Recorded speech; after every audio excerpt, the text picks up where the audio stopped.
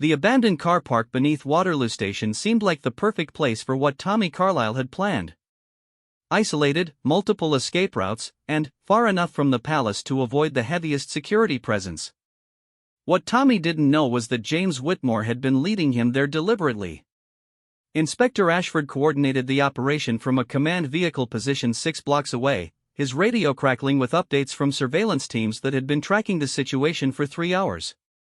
Target 1 has entered the underground facility, reported Detective Constable Williams.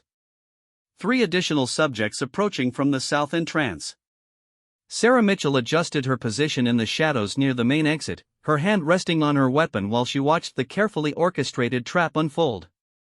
James had insisted on minimal backup, arguing that too many officers would spook the Brotherhood into aborting their plan.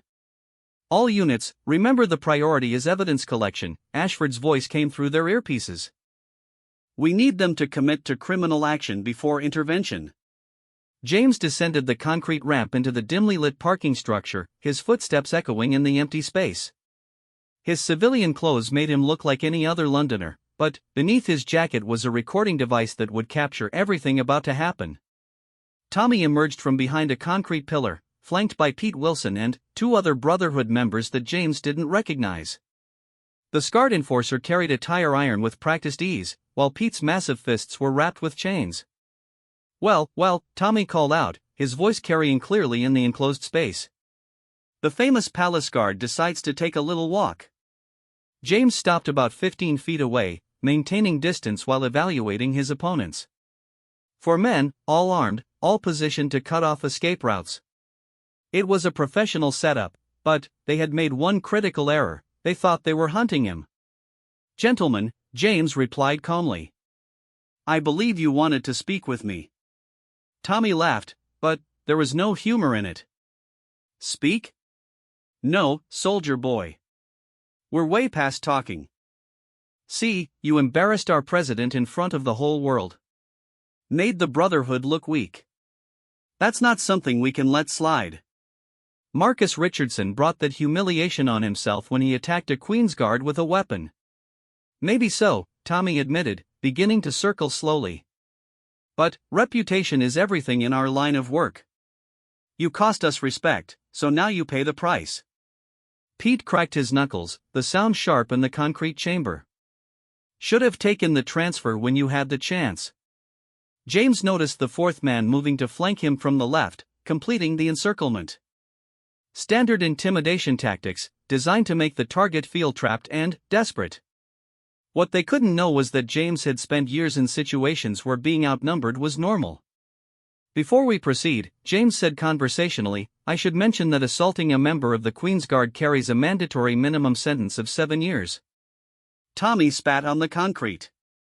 Won't matter much if you're not around to testify. The threat was clear and recorded.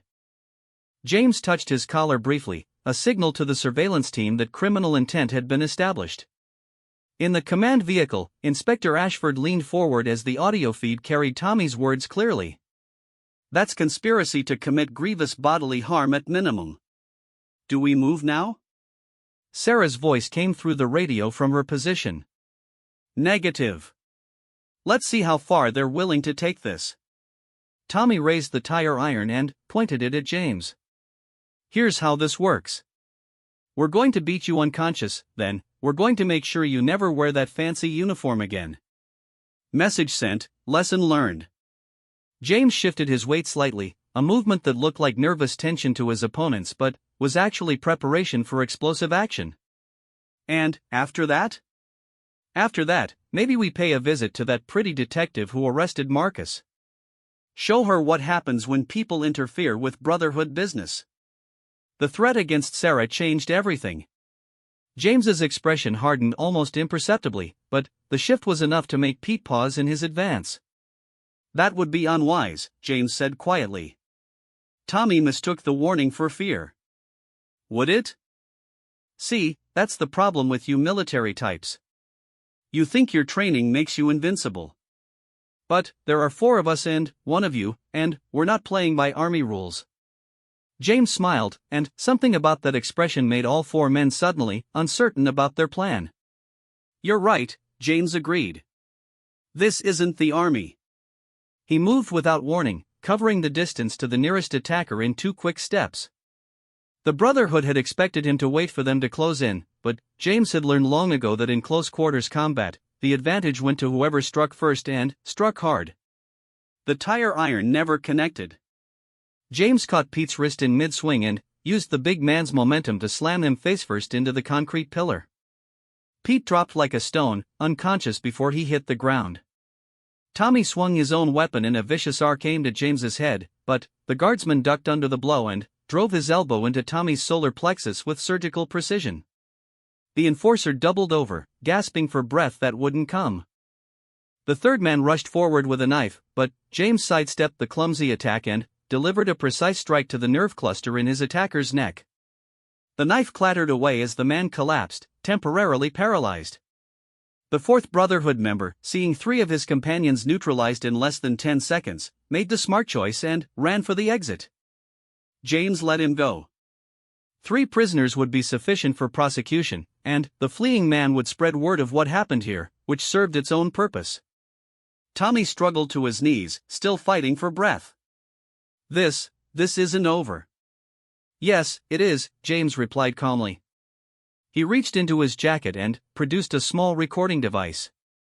Conspiracy to commit assault, threats against a police officer, possession of weapons with intent to cause harm. I think you'll find it very much over. Sarah appeared from the shadows, weapon drawn but not needed. Armed police. Stay on the ground. Additional officers poured into the parking structure from multiple entrances, quickly securing the scene and taking the conscious Brotherhood members into custody. Inspector Ashford arrived moments later, surveying the aftermath with professional interest. 3 men neutralized without serious injury, clear evidence of criminal conspiracy, and the threat to royal security effectively eliminated. Guardsman Whitmore, he said formally, that was either the most reckless or most brilliant operation I've witnessed in 20 years of police work. Sometimes they're the same thing, sir, James replied, straightening his jacket. Sarah coordinated with the arrest teams while emergency medical services checked the unconscious Brotherhood members. Pete Wilson had a broken nose and possible concussion, while the man James had struck in the neck was already regaining feeling in his extremities. No permanent damage, the paramedic reported. Professional work, if I may say so. The recordings would provide clear evidence of the Brotherhood's criminal intentions, while their arrest in the act of conspiracy would allow prosecutors to seek enhanced sentences. Combined with Marcus Richardson's existing charges, the leadership structure of the London chapter would be effectively dismantled. 3 weeks later, James stood at his post outside Buckingham Palace, watching the familiar flow of tourists and Londoners going about their daily business. The media attention had finally died down, though he still occasionally noticed someone taking his picture with obvious recognition. The trial had been swift and decisive. Marcus Richardson received 8 years for assault and weapons charges, while Tommy Carlyle and his associates were sentenced to 6 years each for conspiracy and attempted assault. The Brotherhood's London operations had collapsed entirely, with remaining members either arrested on related charges or fleeing to other territories. Detective Inspector Sarah Mitchell stopped by during her patrol, something that had become a weekly ritual since the incident. "Quiet day?" she asked with a smile. "Thankfully," James replied. "Though I suspect that won't last indefinitely." Sarah nodded, understanding the reality of London's criminal ecosystem. The Brotherhood's elimination had created opportunities that other groups would eventually try to exploit.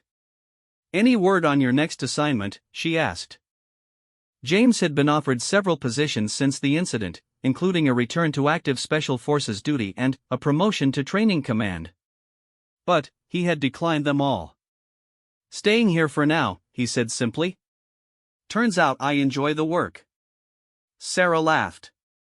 "Most people would call standing motionless for hours incredibly boring." "Most people don't understand that protection isn't about action," James replied. "It's about preventing the need for action through preparation and presence." A tour group approached, and James resumed his ceremonial stillness as cameras began clicking. To the tourists, he was exactly what they expected, a perfectly disciplined soldier in an iconic uniform, representing centuries of British military tradition. What they couldn't see was the highly trained special forces operator beneath the ceremony, constantly evaluating threats and ready to respond to any challenge with precisely the force necessary to neutralize it. 6 months later, the incident had become legend in both military and police circles. Videos of Marcus Richardson's defeat continued circulating on social media, often accompanied by commentary about the hidden capabilities of Britain's ceremonial forces. The lesson had been absorbed by London's criminal community as well. The Queen's Guard were no longer seen as easy targets or symbolic figures. They were recognized as what they had always been, elite soldiers whose ceremonial duties in no way diminished their combat effectiveness. James received a letter from Colonel Hartley, who had followed the entire affair with professional interest. "James," the letter read, "your actions have reminded everyone why the selection process for ceremonial duties is so rigorous. You've shown that tradition and capability are not opposing concepts, but complementary ones. Well done." The recognition was appreciated, but James's satisfaction came from something simpler. The palace gates remained secure, the public could continue to visit safely, and potential troublemakers now understood that respect for British institutions wasn't optional. Detective Inspector Sarah Mitchell was promoted to Detective Chief Inspector, with her handling of the Brotherhood investigation cited as exemplary police work. She maintained her friendship with James, often stopping by during patrols to share coffee and discuss the ongoing security challenges facing London. Marcus Richardson served his time quietly, using his prison years to reflect on the choices that had led him to attack someone so obviously capable of defending himself. Upon his release, he avoided any involvement with motorcycle gangs, instead finding work as a mechanic in a small town where his past was unknown. Tommy Carlyle proved less adaptable to incarceration, earning additional time for prison violence and refusing all rehabilitation programs. The Serpent Brotherhood's remaining chapters expelled him entirely, viewing his failed leadership as a liability to their operations nationwide.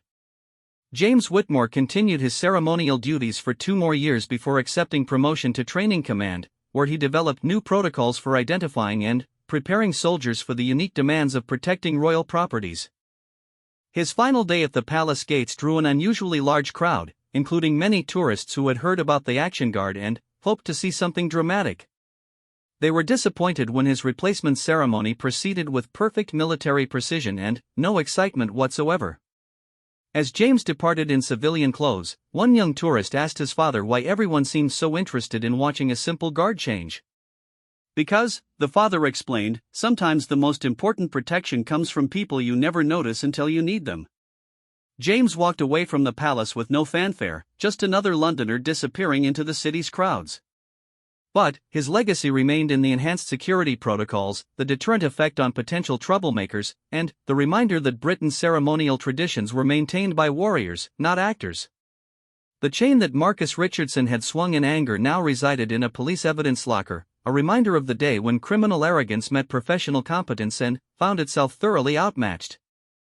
The story became part of military folklore, told in training academies and barracks as an example of how preparation, skill, and calm judgment could transform any confrontation. It reminded soldiers that their duty was protection, not aggression, but that protection sometimes required decisive action. Years later, tourists still visit Buckingham Palace, taking pictures with the motionless guards and marveling at their discipline.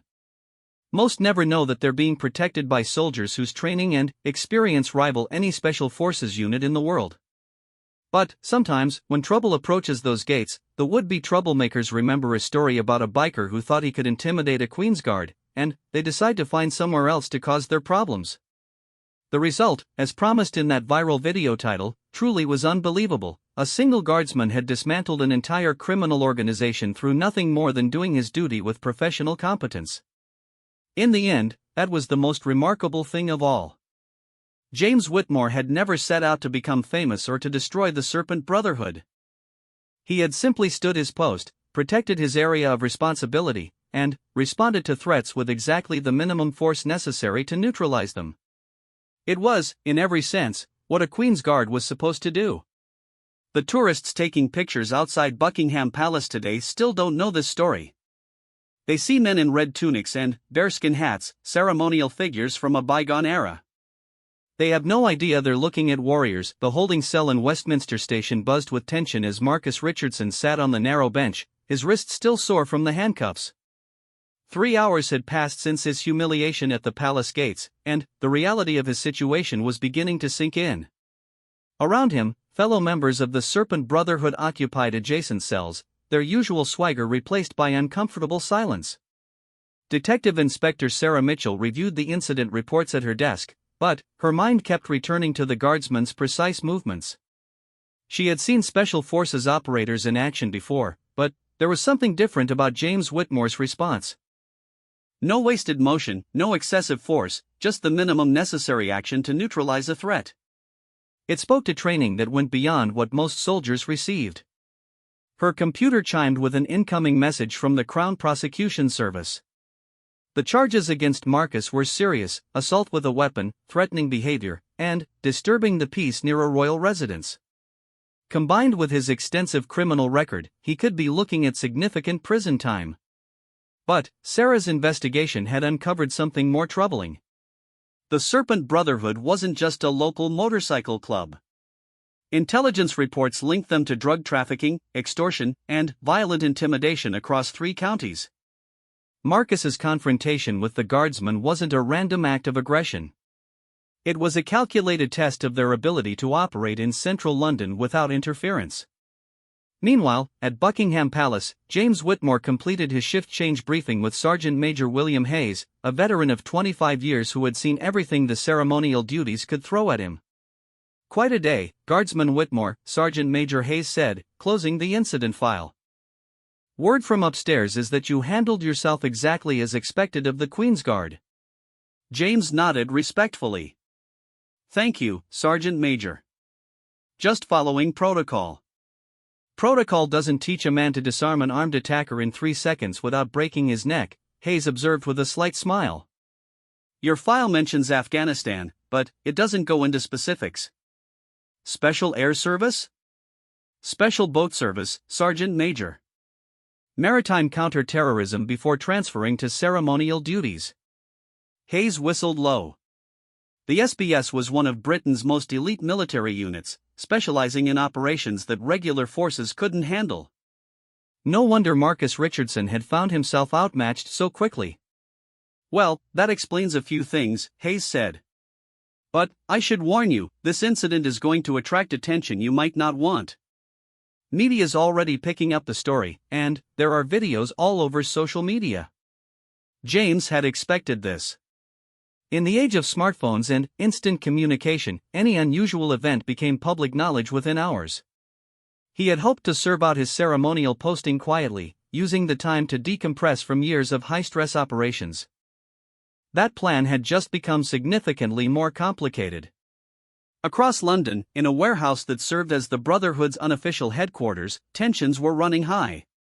Tommy Viper Carlyle, the Brotherhood's enforcer and Marcus's second-in-command, paced angrily in front of the remaining gang members. "You're telling me that one soldier took down Marcus and none of you did anything about it?" Tommy's voice carried the kind of quiet menace that had made him feared in prisons across England. "It wasn't like that," protested Jake Morrison, one of the younger members who had been there. "It happened so fast nobody could react. 1 second Marcus was swinging the chain, the next he was on the ground." "Fast or not, we look weak," Tommy shot back. "Word gets out that the Brotherhood backs down from one man, and we lose everything we've built." The room fell silent. Everyone knew Tommy was right. Their power came from reputation, and reputation was fragile. If other gangs thought they could be intimidated or defeated, the carefully maintained balance of criminal enterprise in London would shift dramatically. "What do you want us to do?" asked Pete Wilson, a massive man whose scarred hands told the story of countless street fights. Tommy stopped pacing and fixed his cold stare on Pete. "We make an example. Show everyone that nobody disrespects the Brotherhood and walks away." Back at the police station, Sarah was piecing together intelligence reports when her phone rang. The caller ID showed Detective Chief Inspector Robert Crawford, her immediate supervisor. "Mitchell here. Sarah, I need you in my office immediately. We've got a problem." 5 minutes later, Sarah sat across from DCI Crawford, whose grim expression suggested serious complications. "The incident this afternoon has created multiple headaches," Crawford began without preamble. "First, the media coverage is extensive. Second, we've received intelligence that suggests retaliation is likely. Third, the Palace Security Office wants to transfer Guardsman Whitmore immediately." Sarah frowned. "Transfer him? Why?" "Because he's become a target. His face is all over the internet, and the Serpent Brotherhood doesn't have a history of letting challenges go unanswered." Crawford slid a file across the desk. "This is what we know about the Brotherhood's enforcement patterns. When their authority is challenged, they respond with escalating violence until they re-establish dominance." Sarah opened the file and felt her stomach tighten. Photos of hospitalized victims, burned businesses, and intimidated witnesses painted a clear picture. The Brotherhood's retaliation wouldn't be limited to James. Anyone associated with him could become a target. "What's the Guardsman's response to the transfer recommendation?" "He's refused," Crawford said grimly. "Claims he won't be driven from his post by criminal intimidation." Sarah could understand that position, but she also knew how dangerous it was. "What about protection?" "Limited resources, and, honestly, we're not sure how effective standard protection would be against this particular threat." At his flat in Pimlico, James prepared dinner while considering his options. The modest apartment reflected his military background, functional furniture arranged with precision, minimal decorations, and everything in its place.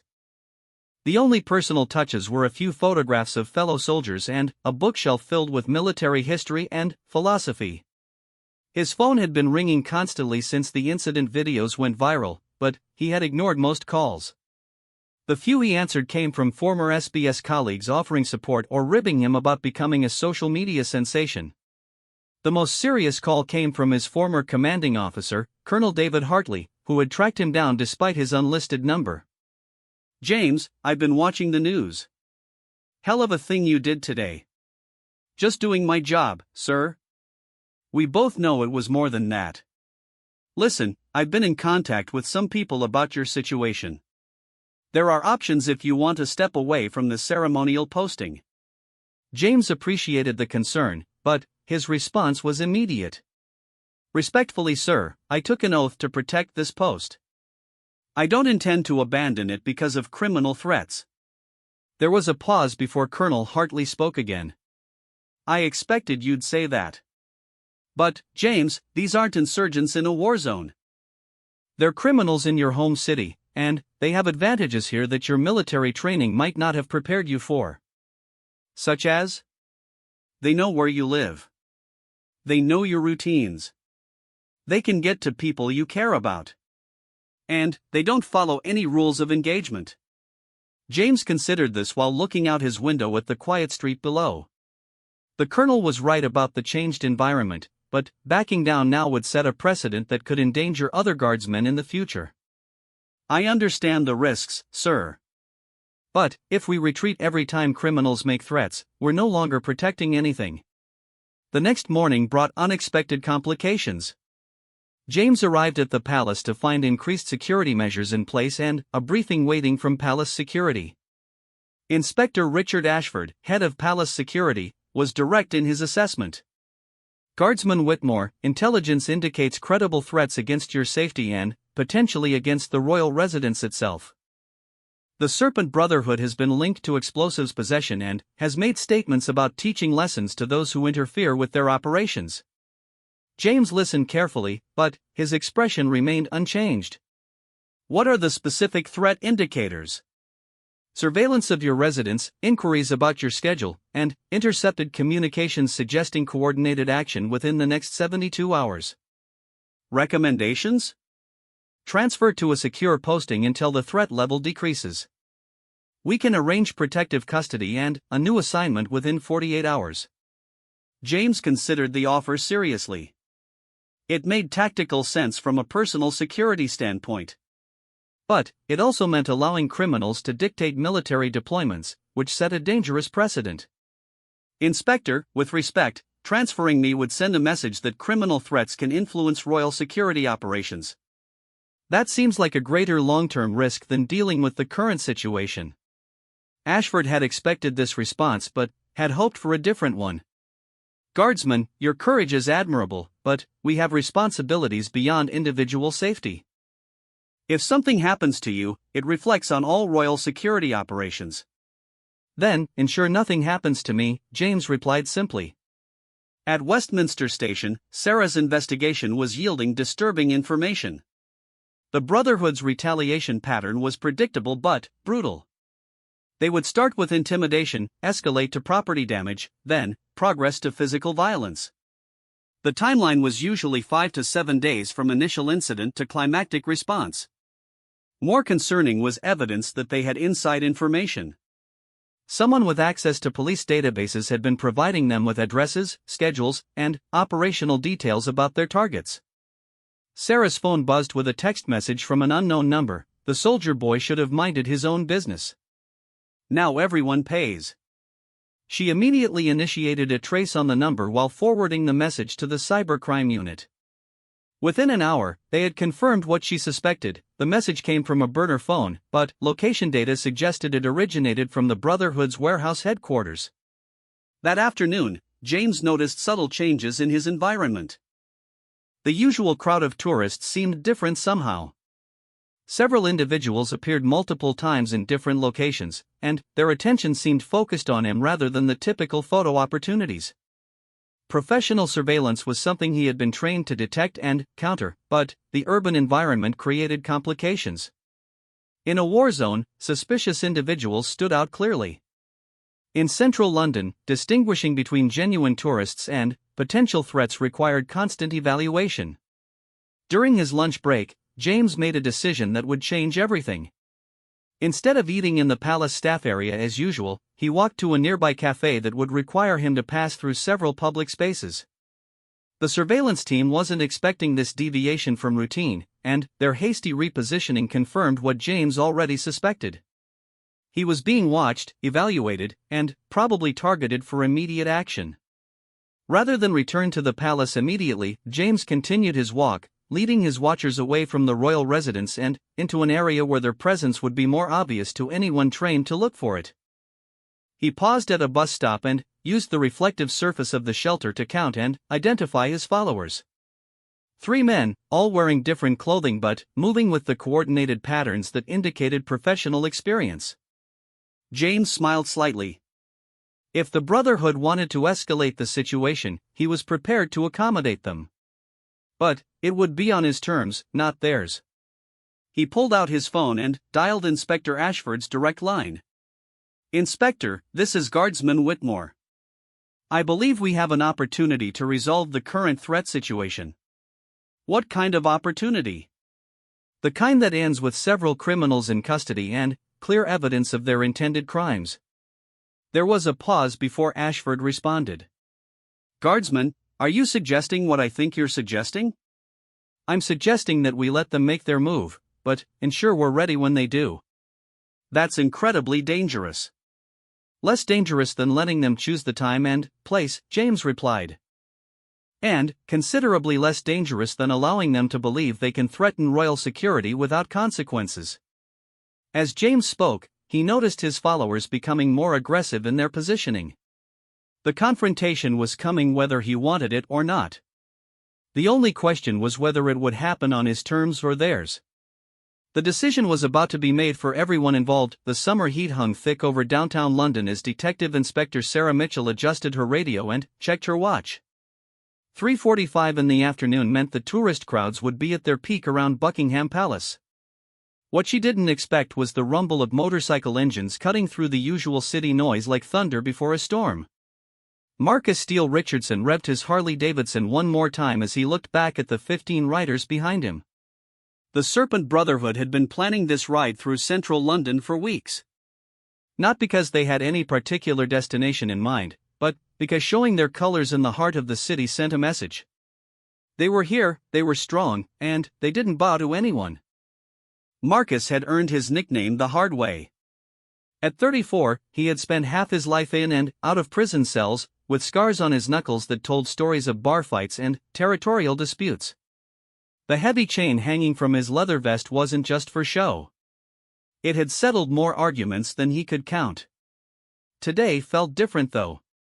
There was electricity in the air, like something big was about to happen. The Brotherhood rolled down the mall in formation, their engines creating a symphony of controlled chaos. Tourists scattered to the sidewalks, some pulling out phones to record the spectacle. Marcus felt the familiar rush of power that came with commanding attention and respect through pure intimidation. Meanwhile, at the palace gates, Guardsman James Whitmore stood at attention in his iconic red tunic and bearskin hat. To the thousands of tourists who photographed him daily, he appeared to be nothing more than a ceremonial figure, a living statue whose only purpose was to look impressive for postcards and social media posts. They couldn't have been more wrong. James had served 2 tours in Afghanistan with the Coldstream Guards before being selected for ceremonial duties. The selection process wasn't about looking good in a uniform. It required the same rigorous standards as any elite military unit. Physical fitness that could rival Olympic athletes, marksmanship scores that placed him among the top 5% of the British Army, and psychological evaluations that confirmed he could remain calm under the most extreme pressure. But, perhaps most importantly, James possessed something that couldn't be taught in any military academy. He had what his commanding officers called situational awareness beyond the ordinary. He could read a crowd, sense trouble before it materialized, and make split-second decisions that kept everyone around him safe. As the motorcycles approached the palace vicinity, James noticed the change in atmosphere immediately. The usual chatter of tourists died down, replaced by the nervous shuffling of feet and uncertain whispers. His trained eyes swept the approaching group, cataloging details that would escape civilian notice. 15 riders, all wearing matching leather vests with serpent insignia. The lead rider carried himself with the confidence of someone accustomed to being obeyed without question. Several of the riders had visible weapons hanging from their belts, chains and knives that probably skirted the edge of legal carry laws. Most concerning was the body language. This wasn't a casual ride through the city. There was purpose here, and James's instincts told him it wasn't friendly. Sarah Mitchell received the radio call just as the motorcycles turned onto the street leading directly to the palace gates. Control to all units, we have reports of a large motorcycle group approaching the royal residence. Request immediate backup for crowd control. She quickened her pace, speaking into her radio as she moved. D.I. Mitchell responding, ETA 2 minutes. What's the nature of the group? Unknown at this time, but witnesses report aggressive riding and intimidating behavior toward civilians. Sarah had dealt with motorcycle gangs before. Most of them were more bark than bite, using their reputation and appearance to avoid actual confrontation. But there were always exceptions, and those exceptions usually happened when gang members felt they had something to prove.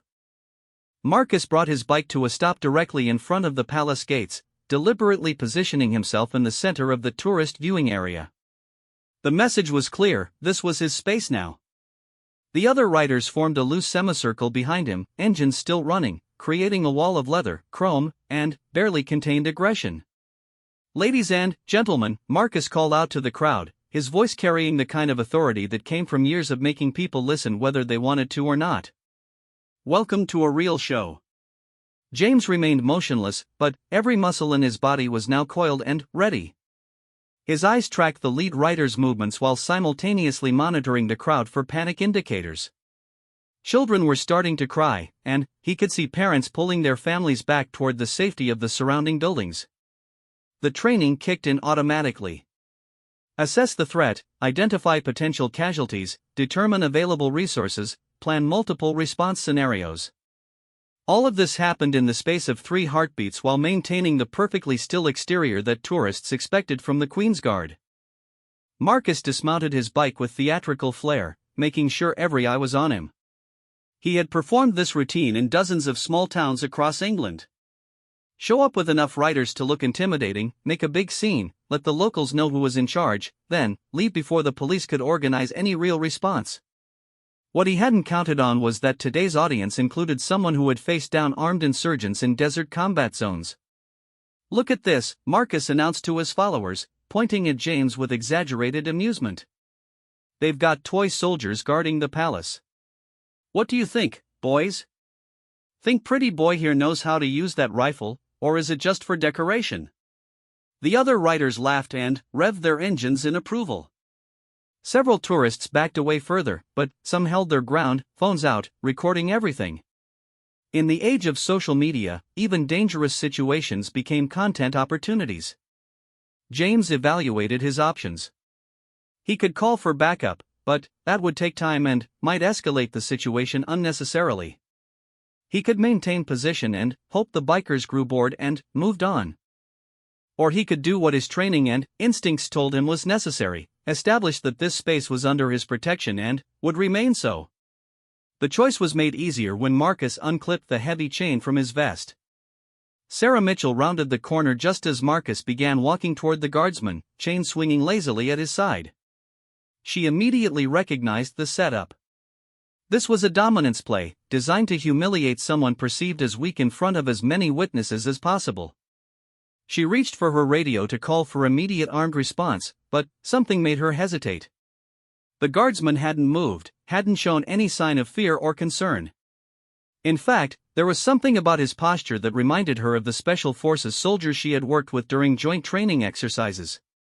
Marcus stopped about 6 feet from James, close enough to be clearly intimidating but far enough away to claim self-defense if questioned later. "Nice hat," he said with mock friendliness. "Bet it makes you feel real important, standing there like a statue all day." James said nothing, but his eyes never left Marcus's hands. The chain was a weapon, plain and simple. In the wrong hands, it could crush bones or cause serious brain injury. In the hands of someone who clearly knew how to use it, it was potentially lethal. "Cat got your tongue?"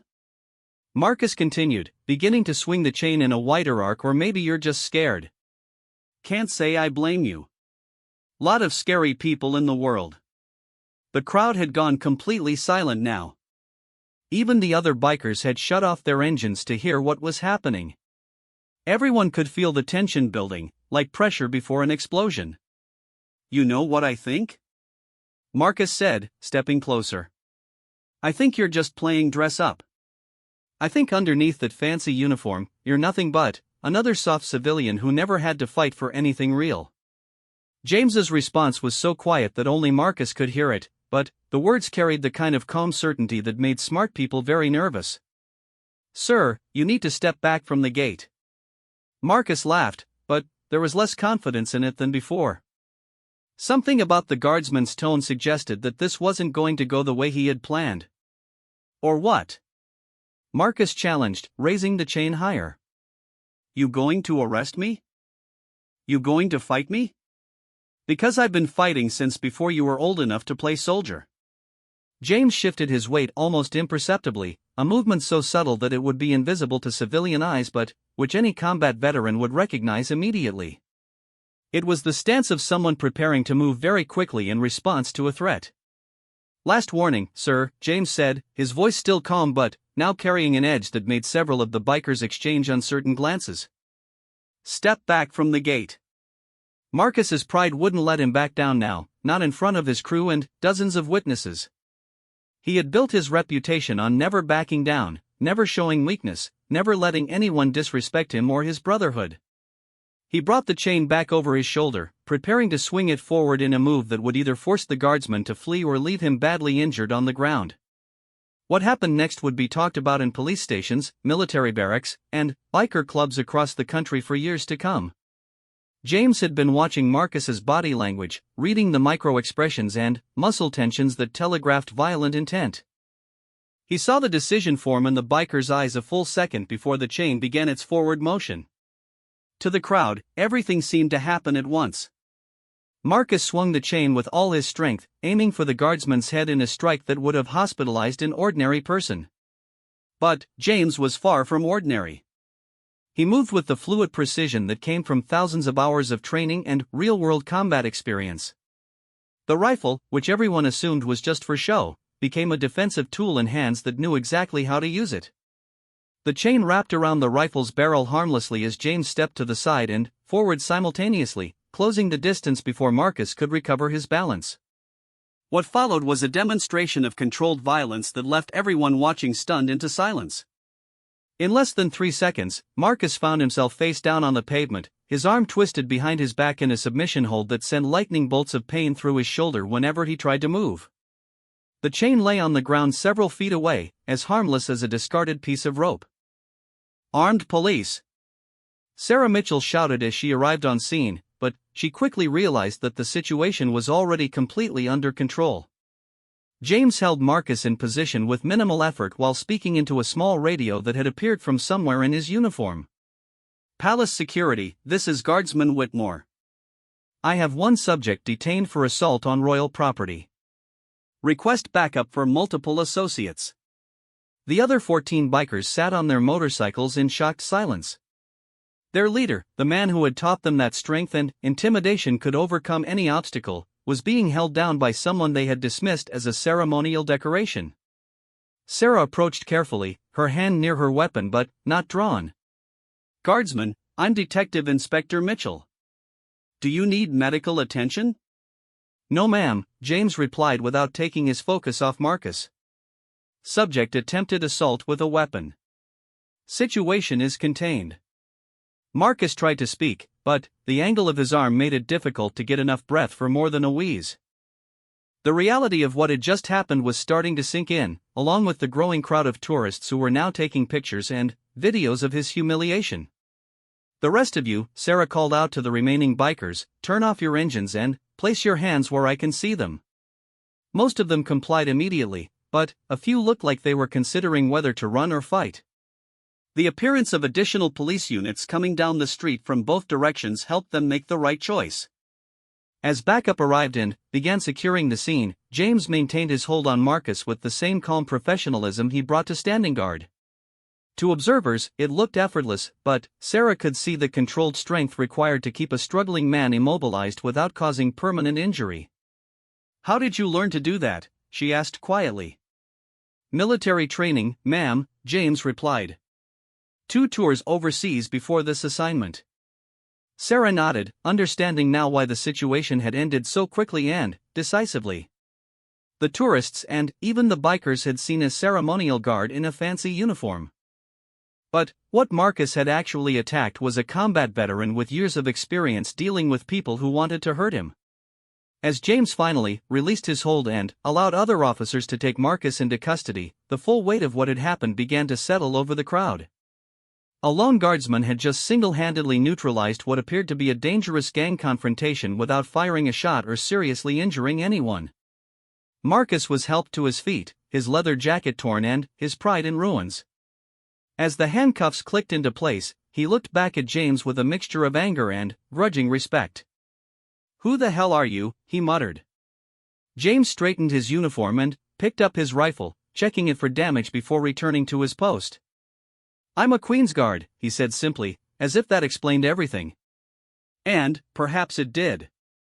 The other bikers were searched and questioned, but most were released with warnings and orders to leave the area immediately. The Serpent Brotherhood's reputation for intimidation had taken a serious blow, and word would spread quickly through the underground networks that govern such things. As the crowd began to disperse and normal tourist activities resumed, Sarah found herself watching James with new appreciation. He had returned to his motionless stance as if nothing had happened, but she now understood that his stillness wasn't emptiness. It was the focused awareness of someone trained to protect others, regardless of the cost to himself. The incident was far from over. Marcus would be charged, the Brotherhood would likely seek some form of revenge, and James would have to deal with the aftermath of becoming an internet sensation. But, for now, the palace gates were secure, and order had been restored to one small corner of London. The real story, however, was just beginning.